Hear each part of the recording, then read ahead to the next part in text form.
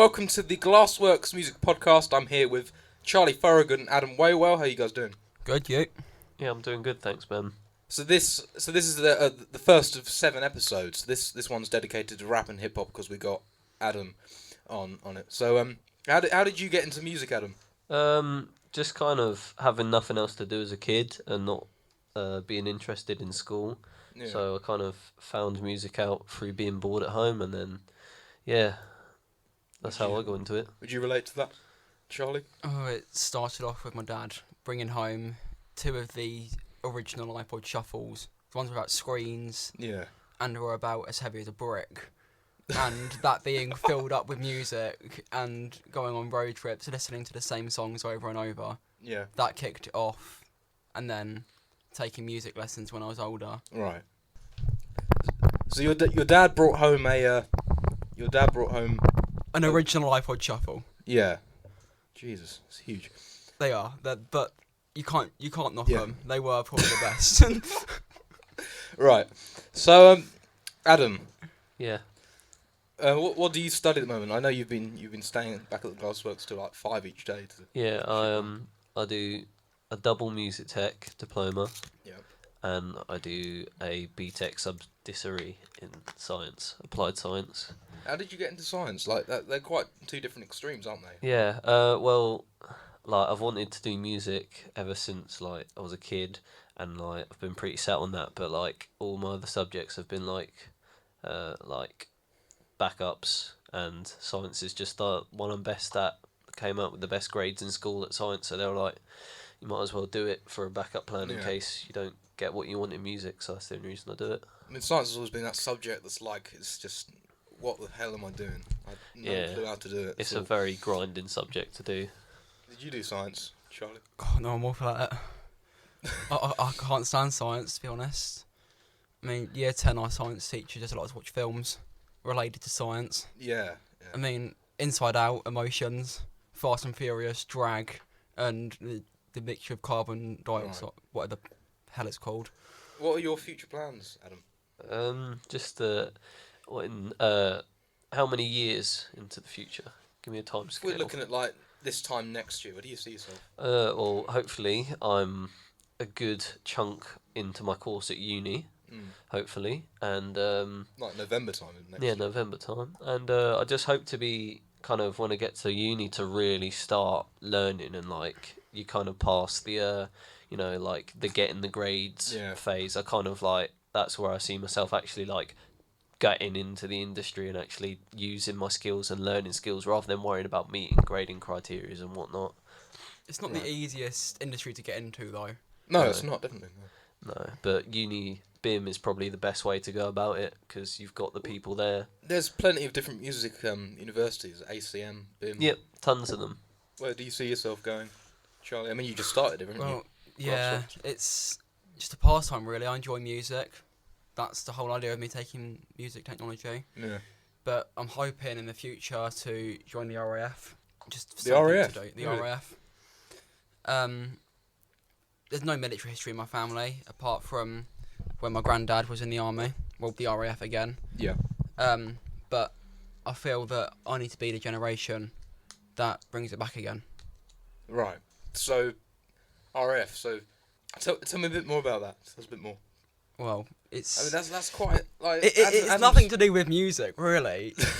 It's just like I say, I enjoyed music, and it's always something I've loved, and I've always marvelled at the huge sound desks that they have at the back of Like the one in front of us. halls and churches and stuff like that, and it's just a temptation when you're a kid to mash all the buttons and turn all the notches and sliders and stuff like that. But now I'm a bit older, I still have that interest in it, but I want to actually know what I was causing when I was doing that and how much grief I caused the person who to sort it out.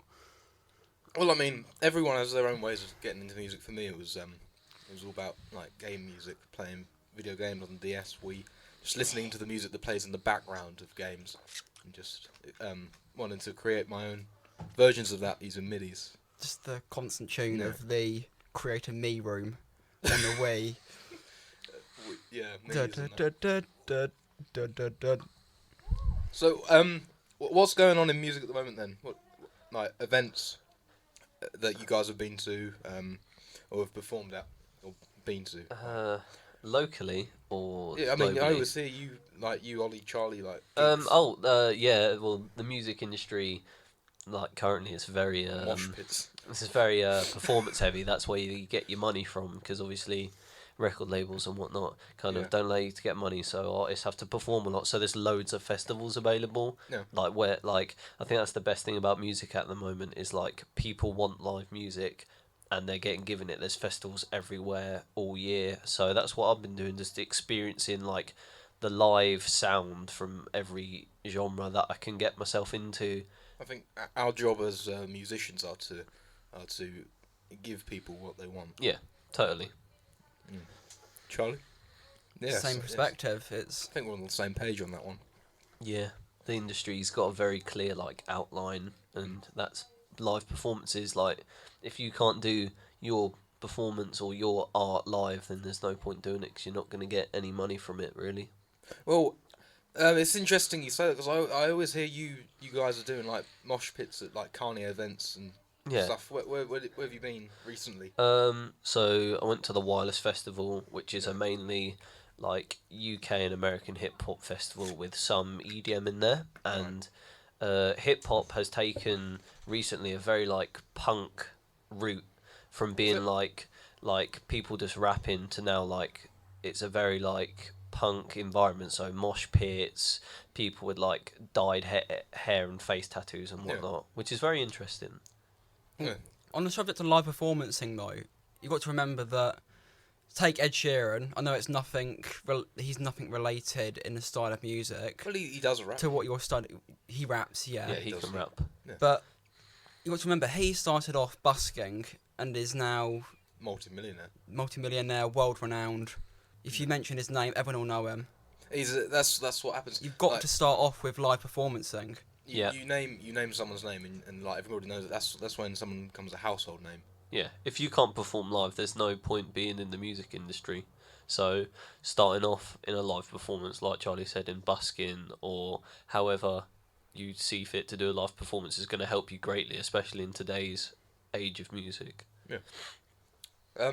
Okay, so I think we covered that. Like, have you been to any gigs recently, Charlie? I can't say I have. The only gig I've ever been to was the BBC Music Awards in 2014. Really? You went to the BBC Music Awards? Yeah. That's quite a big one. And I snuck my way... Well, I didn't sneak my way in.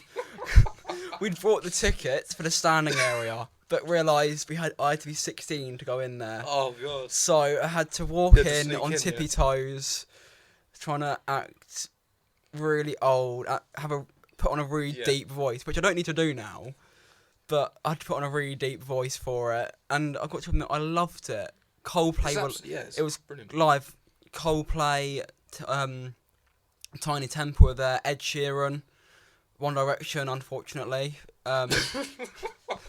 They've broken up now, as far as I'm concerned, they are falling apart. Yeah, they are. Well, they were big in 2010. They're not like.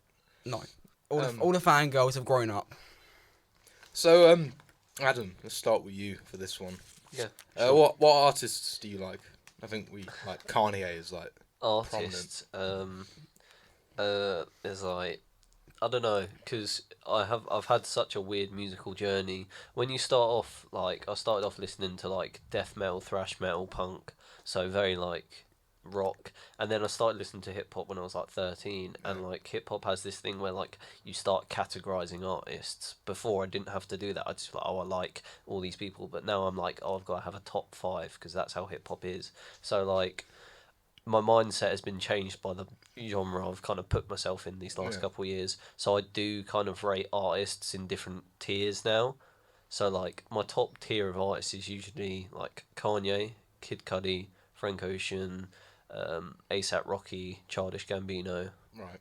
They're like my favourite because they've just got this like air of. But you said Kid Cudi. Kid Cudi. I think I remember way back like 2009. They did a music video with Crookers called Day and Night. Yeah, Day and Night. Made it to number 2. Biggest hit I think to date. But yeah, he's really good. You can find with most really artistic people, they can write a pop song really well. So like most of the people I named there have had a song in the top 10. Gambino has, Kanye has, Rocky has, Kid Cudi has. I think with that sort of genre, you've got to write stuff that the audience can relate to. Yeah, it's a very submerged genre, but it's kind of widened out as of late. It's kind of like spread its roots really fast in the last like couple of years, and it's gone really experimental sides.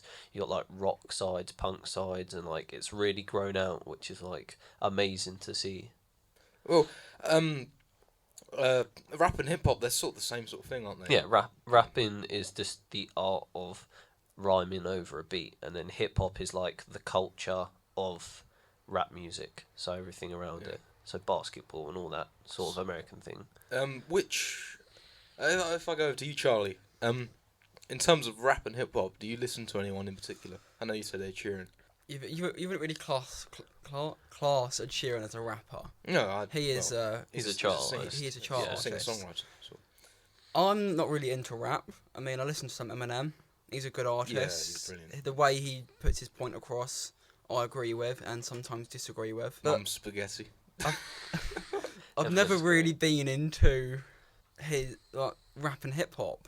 I'm more into melody music and quiet music.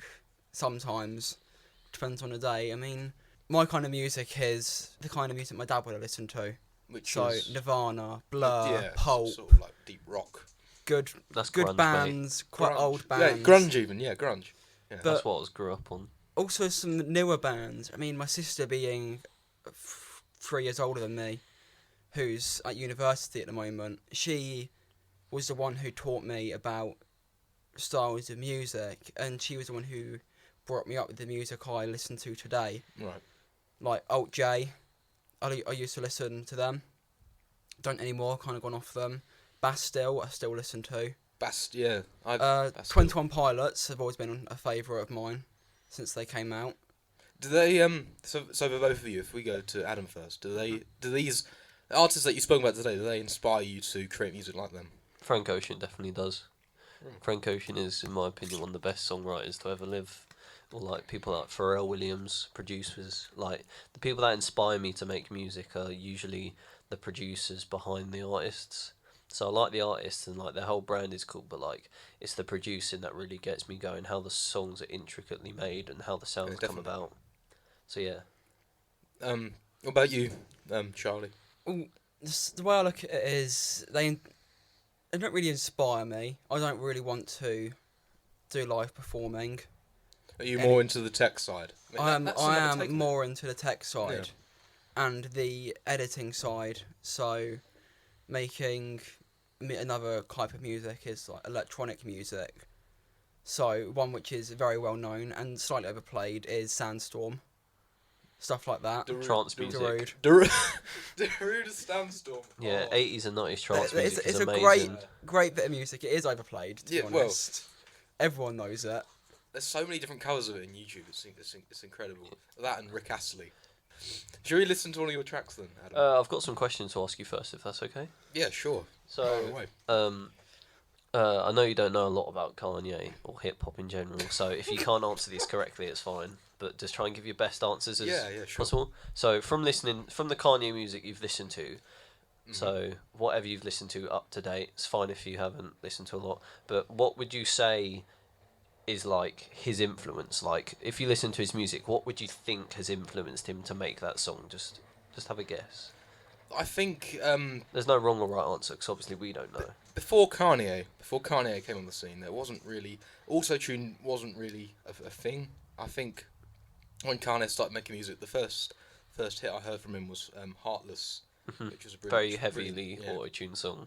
Brilliant track. And he makes auto-tune his own thing. You think of auto-tune, you think of Kanye.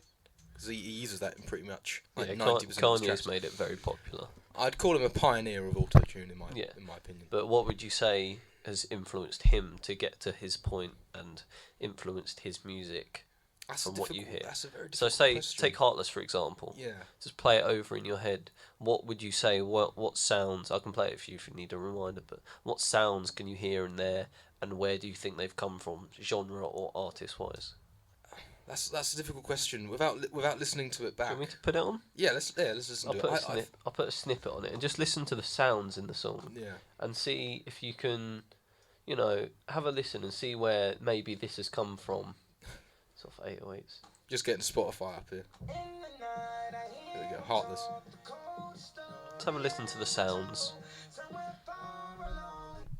I tell you what it reminds me of. It reminds me of the 8-bit tracks you'd get on the Game Boy or So video games. Yeah, video Yeah. games. Which is very interesting because he had like a Lego heart Really? on his this album on one of the covers for it. He had a Lego heart, and he was a very he dressed sort of like a little kid with like a backpack and a pink polo. So that's interesting that you said that. I remember the music video for Heartless. It was very graphical. Yeah, it was very cartoony. Yeah, it was, yeah. So I think that's you're probably like 100% right there that one of his inspirations is from video games and stuff like that as a child, which makes sense. So my question is for my piece of coursework is whether he's nowadays you can regard him as an artist in hip hop or whether he's separated himself so much from that. So to do that, I've kind of needed to go back and look at his roots from where he's come from to see if he's strayed away from them roots. So this is another question. So take hip hop, so like a classic hip hop track like Ice Cube. Right. Yeah, and then take someone like David Bowie, someone that's very like different. avant-garde, artistic, glam rock style music. What would you say? Where would you say Kanye fits in? Would you say he's like Ice Cube because of this and this and this, and David Bowie because of this and this and this? I remember David Bowie from the Bing Crosby track. They did Little Drummer Boy. It was a Christmas tune. For me, that's his most Oh, and obviously Space Odyssey. It's a massive track. I'd probably say Space Odyssey because it's that's the only thing I can really link with Kanye, like high tech. It doesn't have to be David Bowie. Just anyone that makes like soundscapey, avant-garde music, like artistic music. Oh, LaRue, sure. For me, Bulletproof is very similar to a lot of Kanye's tracks.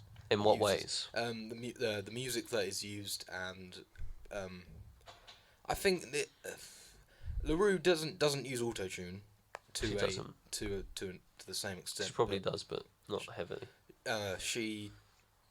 It's the same sort of like beat bop sort of music, if you know what I mean. From that, it's not. And how is he similar to someone like Ice Cube, like a traditional boom bap rapper? Kanye is a rapper. Ice Cube is a rapper as well. Go in depth. Explain. I understand it. I appreciate it for what it is, but it's hard. It would be hard for me to explain. I mean. Okay, I'm gonna play a track for you. Okay. Off of, sure. Which one's this? It's called "Devil in a New Dress." Hopefully, it plays, and I want you to maybe pick out some just analyse it and pick out like which bits would you say you'd find in a hip hop track. So which parts of the song you could see in a hip hop track, and then which part of the song you could see in like a soundscapey track. Hopefully it plays. I'll only play like 30 seconds of it. Please play.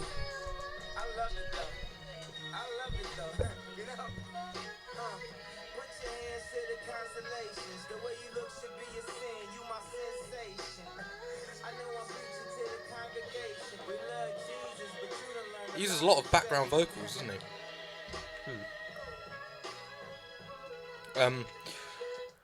So he uses a lot of background vocals, from what I can pick up, and it's very filling. It likes to fill out the music. It's a very filling song. There's a lot of there's not a lot of empty space. No, like background vocals. There was drums in there, strings. Obviously, Kanye's vocals. Yeah, which parts of that would you associate with hip hop, and which parts would you associate with artistic soundscape music? I don't listen to a lot of artistic soundscape music. Yeah, I think you do. I just don't think you put it together. Like you don't say, "Oh, that is that." So something that's like something that's like not really in a genre. It's kind of weird and strange, experimental. Something that is you can link with lots of different things. I think that's what you're trying to. Yeah, it's something that you can't really pin down as a genre, just like that sort of music. So that's why David Bowie put him in there, because you can't really pin him down. He makes like. He does lots of different. He did lots of different stuff. Okay, what parts of Kanye's tracks could you not pin down into the genre? You're like, okay, that confuses me. What part of the track could you hear?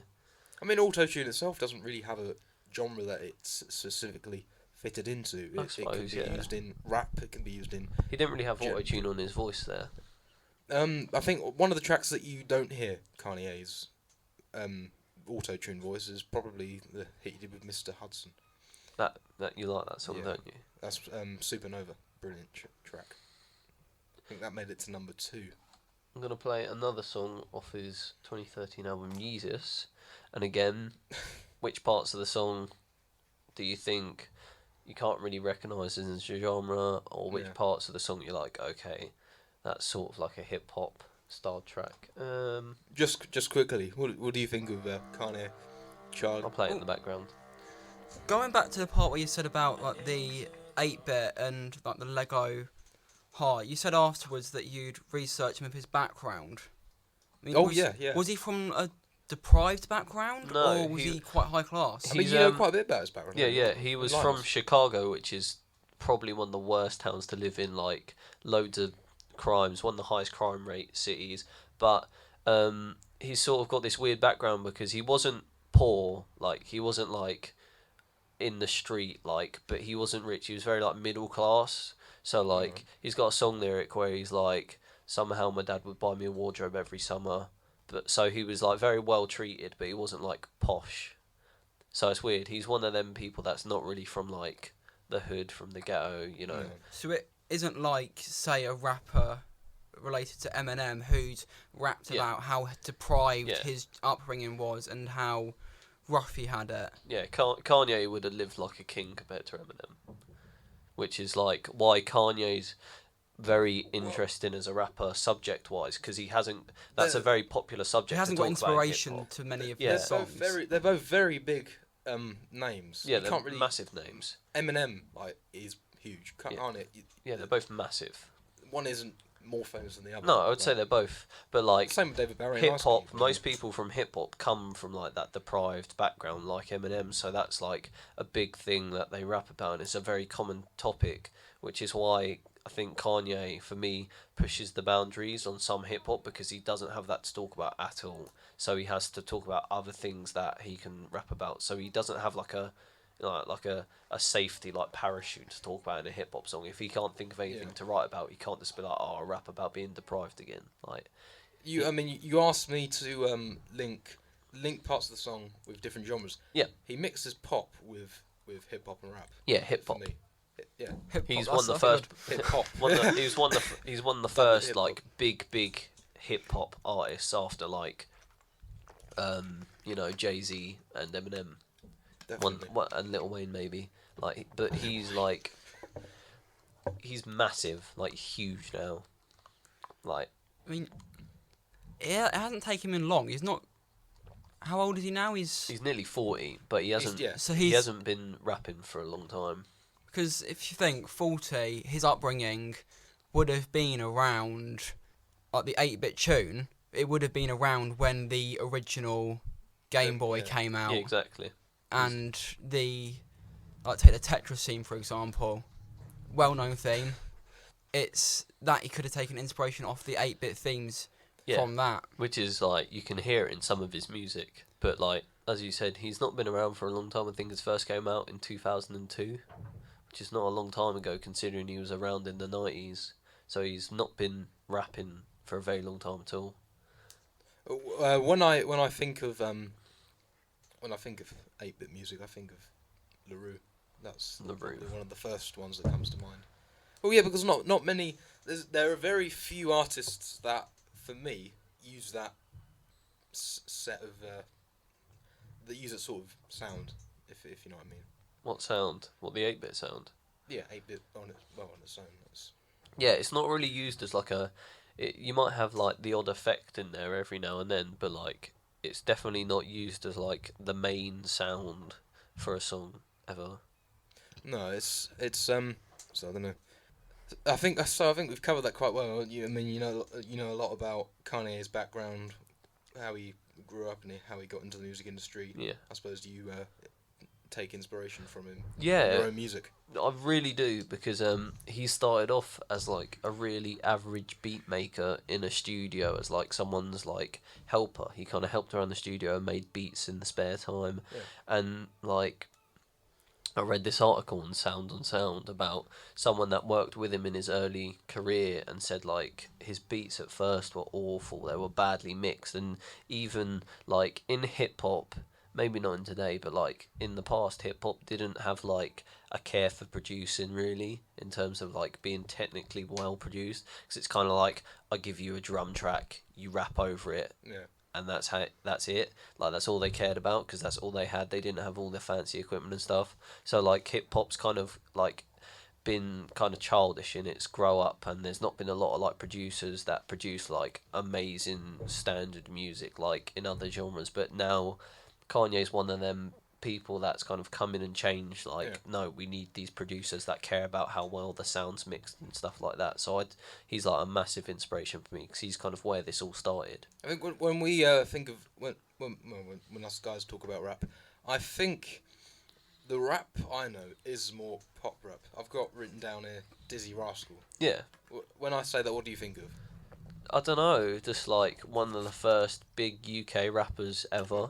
Really opened the doorway for UK rap, and So pioneered that. Yeah, he kind of like opened the door for like UK rap. One of the first people to do that, and definitely UK pop rap. I can't think of someone other than maybe Wiley that's had. Oh, definitely. You call him the godfather. Of Yeah, rap, the don't good you? father of grime. I mean, you can't really do an episode on rap and hip hop without mentioning Wiley. Yeah, Dizzy Rascal really did open up the doorway for any pop rappers from the UK. So you got people like Stormzy and Skepta now, all these grime artists that are like big just because Dizzy Rascal kicked it down the door for it. I mean, we could sit here for probably endless hours and name loads of different artists that have taken inspiration. Yeah, that have done something to shape the rap and hip hop community. But I think we've covered it quite nicely.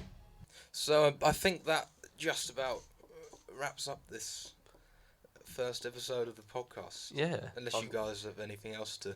No, I think I've asked you all my questions I needed to. Thank you. Well, have you got any questions? Right. Me, I think I've dished out. I know. Yeah. Thank you guys for doing this. It's good. I enjoyed it. Mm. Thank you for the opportunity. Yeah. So, that wraps up this first episode of the Glassworks Music Podcast. We'll be back next week. Mr. Field will be focusing on punk. Charlie, are you going to be back next week? I'll try. I'll try to get back. If I do, I'll be doing something on music festivals. Yeah. So, English music festivals. So, I'm going to bring in something about Glastonbury. Oh, brilliant, Glastonbury. Which, I learned a lot about Glastonbury in the research I did. So that'll be something good to like the fact that, in. Do you know why Glastonbury started? No idea, but I suppose we'll find out next week. Yeah, you'll find out next week. You have to tune in. Thank you, Adam, for No problem. Thank you for answering my questions with honesty. It's all right. So, tune in again next week for the Glassworks Music Podcast with me, Ben Wallis, Charlie Thorogood, and of course the brilliant Mr. Field. See you guys.